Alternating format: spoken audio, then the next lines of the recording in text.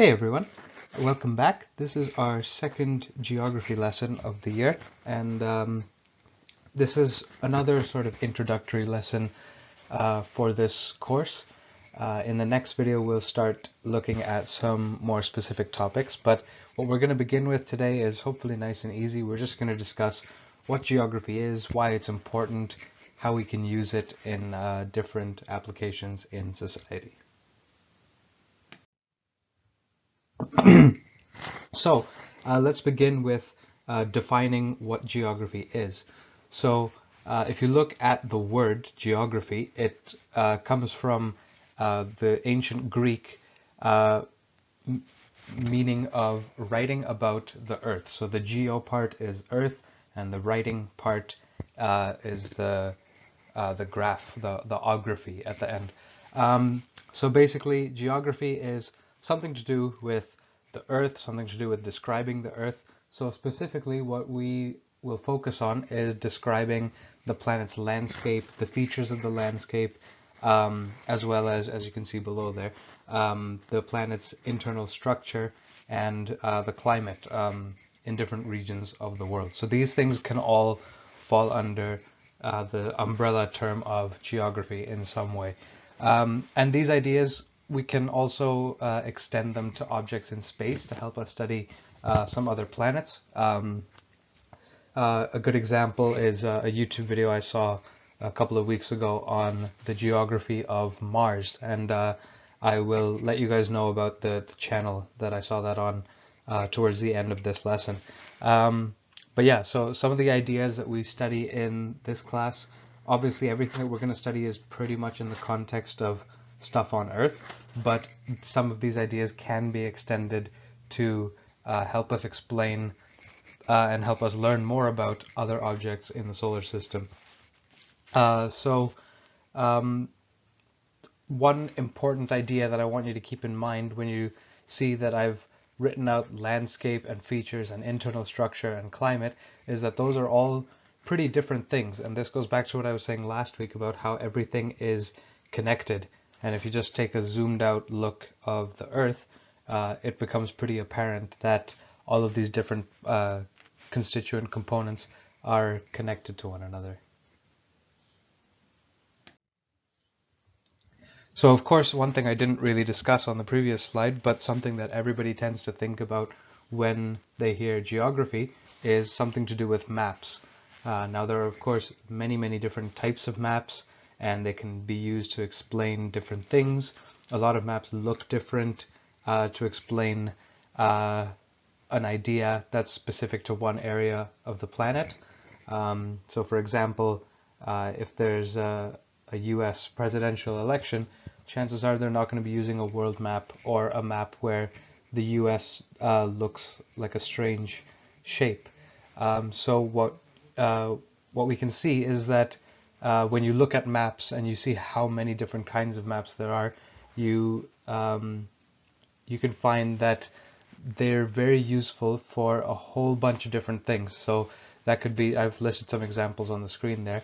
They could be used for highlighting the distribution of human population across the globe. So whether that's in cities versus outside of cities, or if you look at a specific country, are there more people in the east and the west near the ocean or the sea? Are they in mountainous regions? All those kinds of things. You can get lots of information about population distribution from maps. We can get migration patterns for birds and other animals. We can get flight tracking information. If you're trying to see where a plane is going, then maps can be used for that. Predicting how storm systems will move across the surface of the planet. We'll see that often on weather channels and things like that. And like I was saying before, election results, they'll use a map where they've divided a country into all of its provinces or states or counties or districts or whatever, and color-coded them with the political parties that won in that area.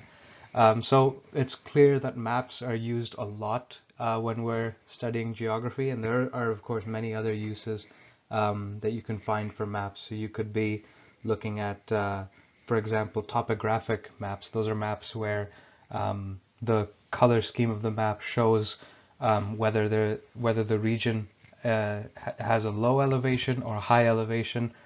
So it's good for figuring out if there are mountainous regions or if it's a flat plain. Is it a low-lying plain?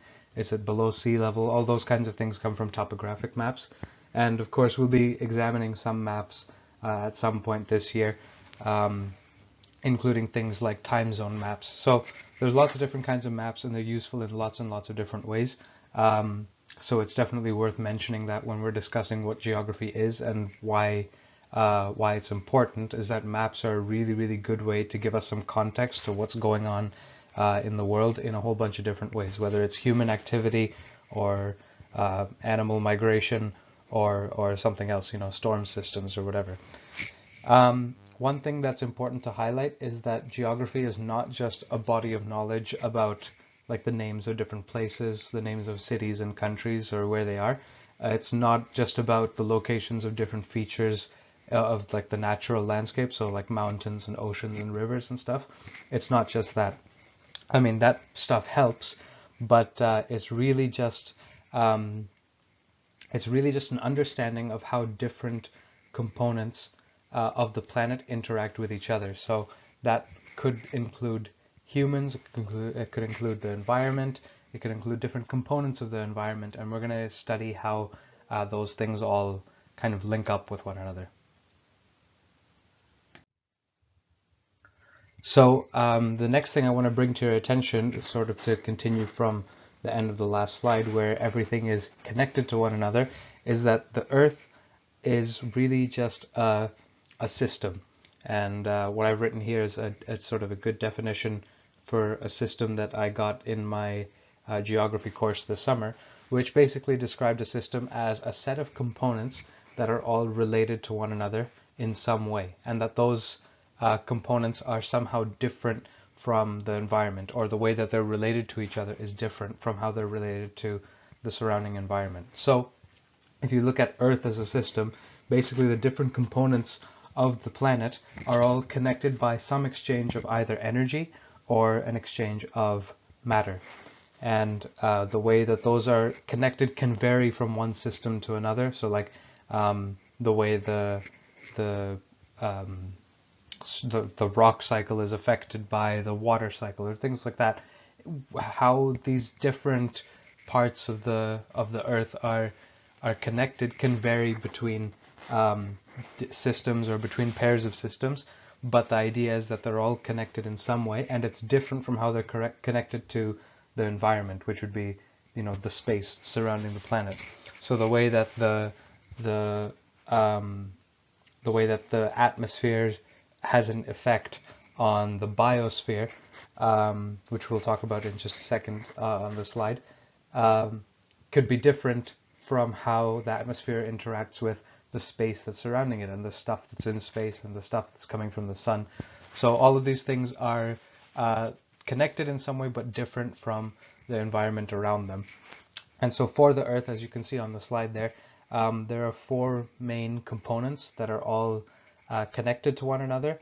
And you could say that these are the four spheres because each one is has the word sphere somewhere in the name. So the four different components for the Earth are the atmosphere, the hydrosphere, the lithosphere, and the biosphere.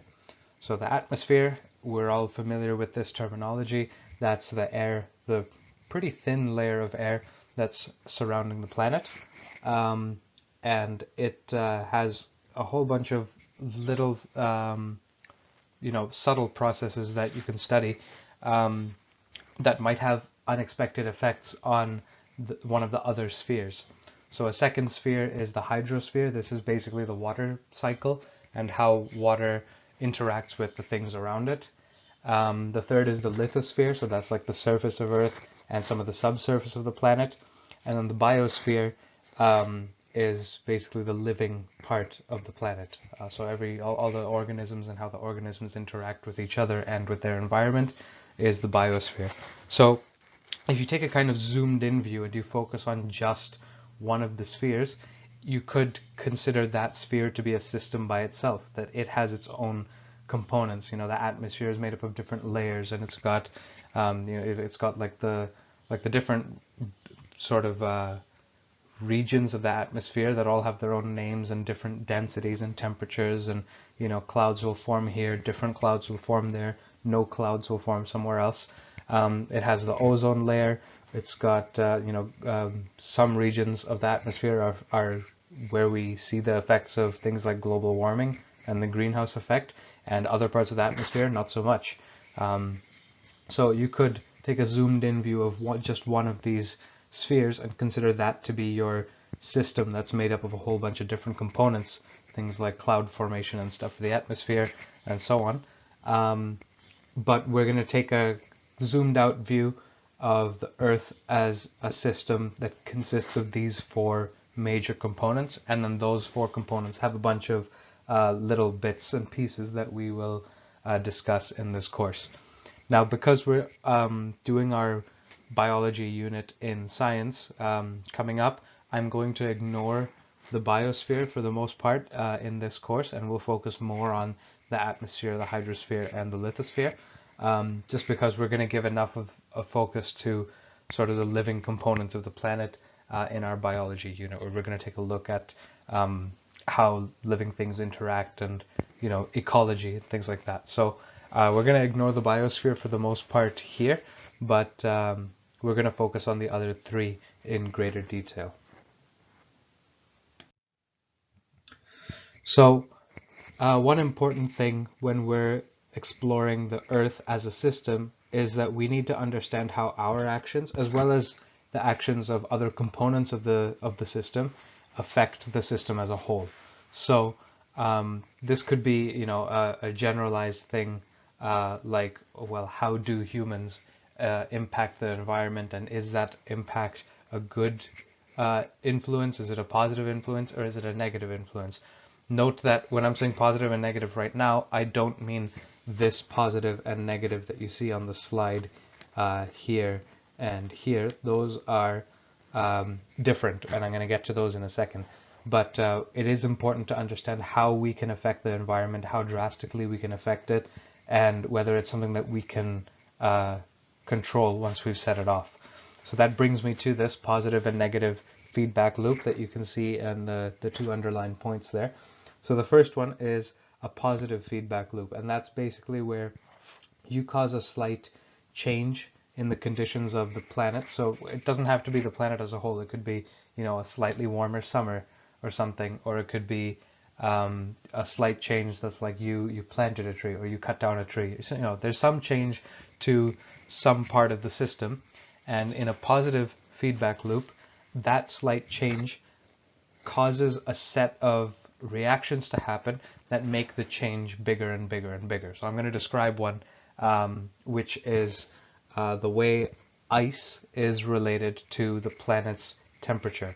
So, for example, if you have a slightly warmer summer due to global warming from, human activities and stuff, then ice in the polar regions, so like ice in the Arctic, will melt at a faster rate, right? So because it's warmer, more ice will melt. It will melt at a faster rate. So the issue with that is that the ice by itself is white or maybe a light gray or something that reflects a lot of light back up into space. So it reflects a lot of the sun's light back off into space. But the ocean is much darker in color. If you look at ice floating in the ocean looks like a really, really deep blue, almost black, and that's because it's absorbing a lot of that sunlight and it's not getting reflected back into space.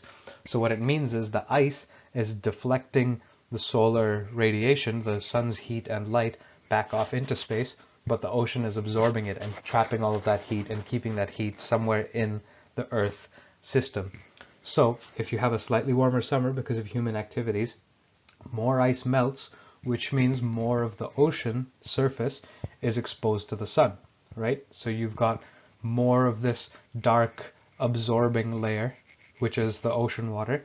So it's going to trap even more heat from the sun, which means the next summer is going to be even warmer, which means the ice will melt even faster, the ocean will trap even more heat, and that change gets bigger and bigger over time. So it started with things were a little bit warmer, a little bit of ice melted, but that little bit of ice melting caused the temperature of the planet to increase more, which causes even more ice to melt, and it just repeats over and over and over again.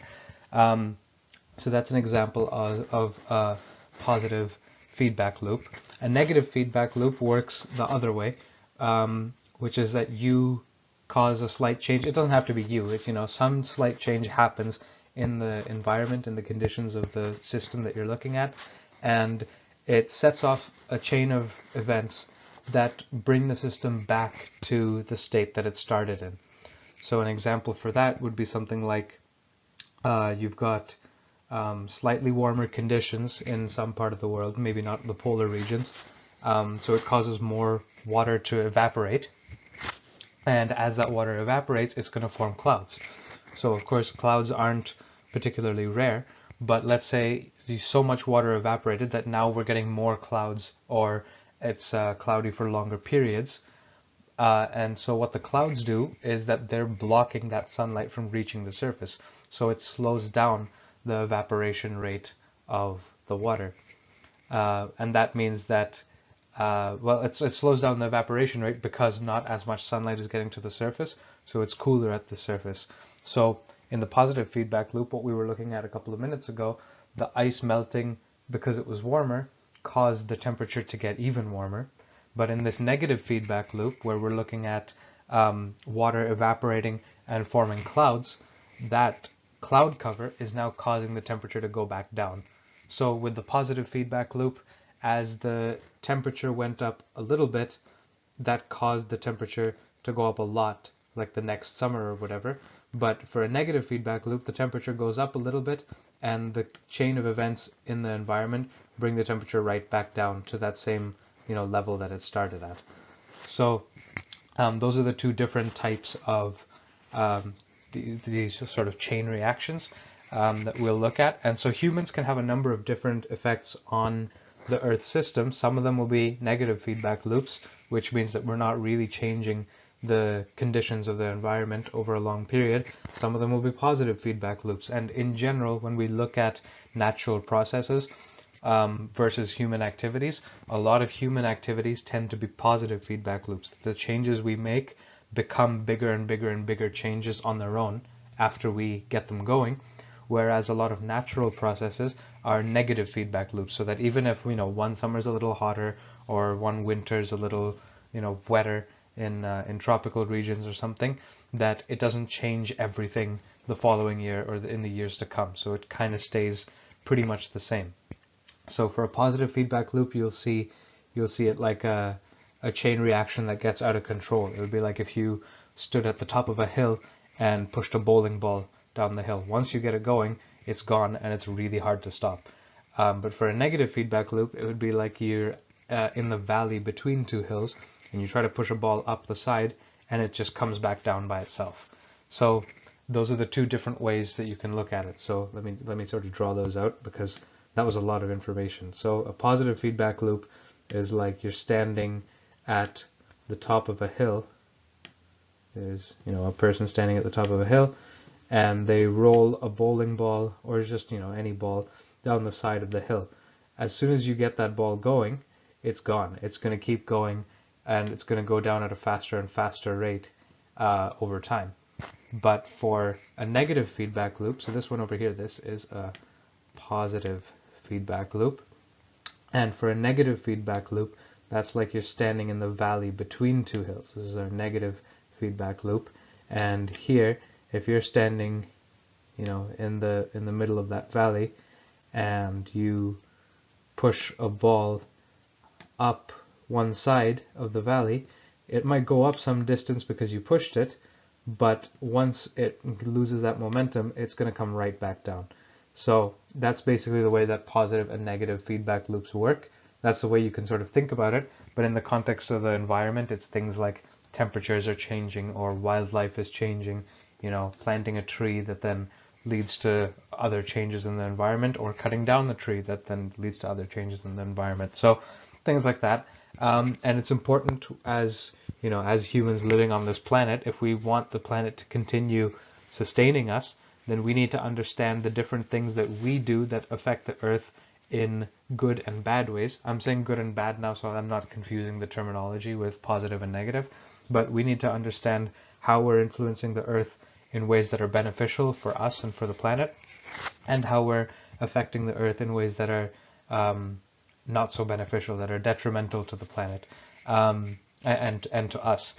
So this would allow us to then create more effective solutions to the problems we face, the environmental problems we face, because we would have a better understanding of what we've done and how extensive it is, and is it a positive feedback loop or is it a negative feedback loop? Is it something that is going to be really, really hard for us to stop once we've got it going, or is it something that will kind of stop on its own?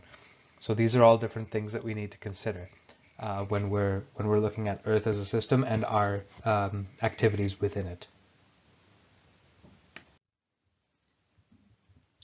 So I want to take a couple of minutes now just to kind of wrap up. This isn't going to be the longest lesson by any means. So I just wanted to take a second to point you guys in a couple of directions that might give you an opportunity to learn more on your own time. And this is not something that I'm assigning for homework. This is not something that you need to, like do a project on or anything. This is just for you guys to look at. And if you find something that's particularly interesting that you want me to talk about, let me know. And also, if I find something really interesting that I'd like you guys to look at, then I might assign an occasional video as homework, just to take a look at, look at this 10-minute clip on this YouTube channel about what they said about, the thing that we're studying in class, just to give you guys a little bit more information and some varied information so that it's not all coming from me. So the first thing I've put here is atlases. That's not something I'm going to direct you to because I was looking through a few atlases on the internet and they don't really have what I was looking for. But I did have some YouTube videos and games in mind for you to try. But atlases in general, the reason I'm saying it is because when I was probably 10 or about 10 years younger than I am now. So when I was about 10 or 11 years old, I spent so much of my free time just staring at an atlas, just flipping through the pages of an atlas. I was learning about maps, I was learning about flags, I was learning about political geography. So that's basically maps where they where the color schemes and the lines show the countries instead of states or well, I mean states work too, but basically it was showing countries instead of something like the topographic maps that show elevation and stuff. So I was looking at lots and lots of stuff that had to do with maps and countries and things like that, and it gave me an opportunity to learn about all of those things, which that sort of looks more at the things with like knowledge of place names and stuff. But there are other things that you can look at out there. So there are some YouTube videos and documentaries that you can check out. There are some games that you can check out, and I'm going to explain a couple of them. I'm going to introduce you to a couple of them and explain why I think they're ones that you might want to check out. So here are a few YouTube channels. The names are listed there on the screen. These channels offer a whole bunch of different information that you guys might find fascinating. So that middle one there with a map of Africa, I found it a particularly interesting channel because it shows how borders have changed through time. So how our human-made borders of countries and states and empires and stuff have changed over time, and there are lots and lots of different videos on that. It's really interesting to think about some of these things on a deeper level because you'll see a whole bunch of different things like wars that play out or empires that are trying to expand, and then when you hit a point where an expanding empire suddenly stops expanding and they just sit there, you start to wonder why did they stop there instead of just going on and on until they met some sort of resistance.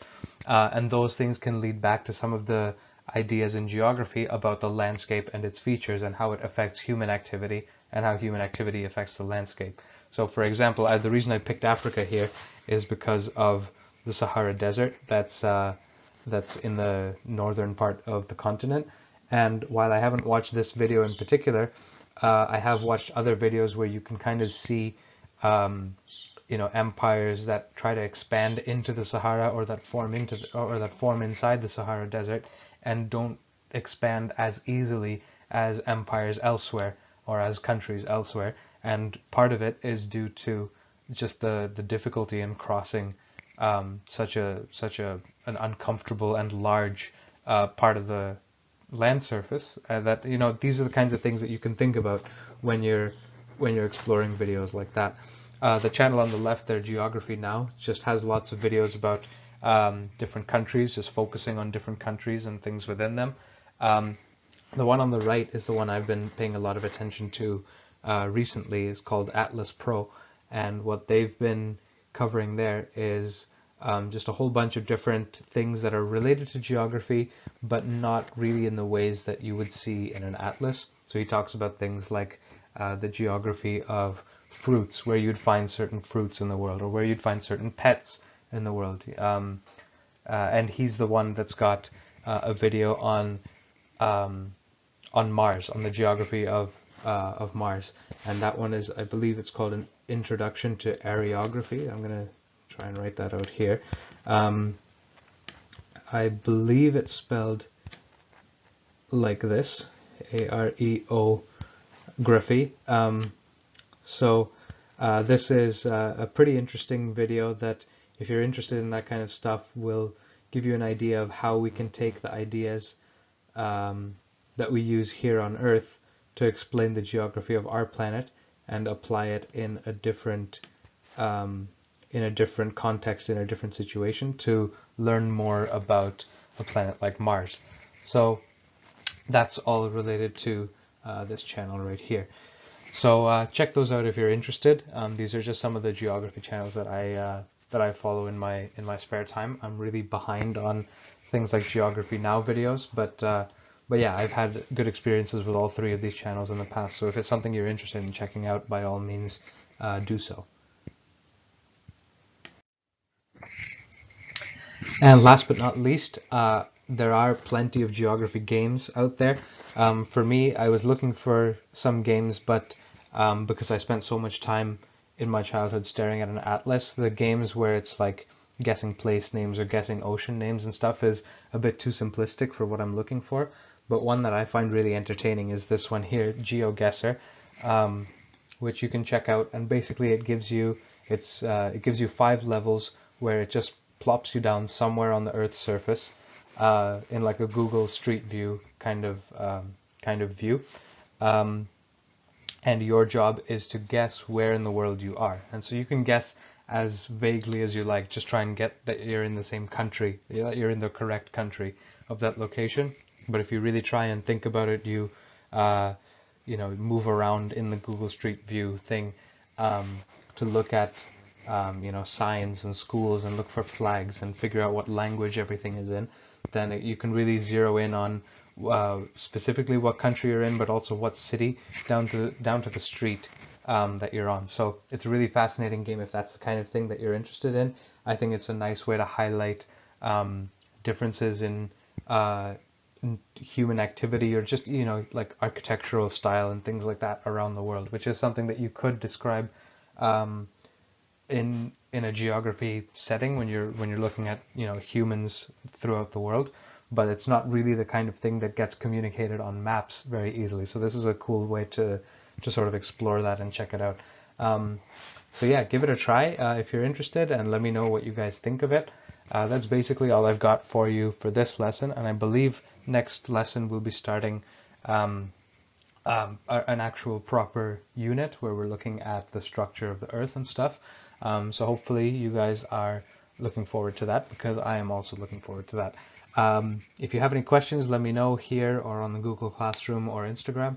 Otherwise, I will see you all in the next video. Have a good one.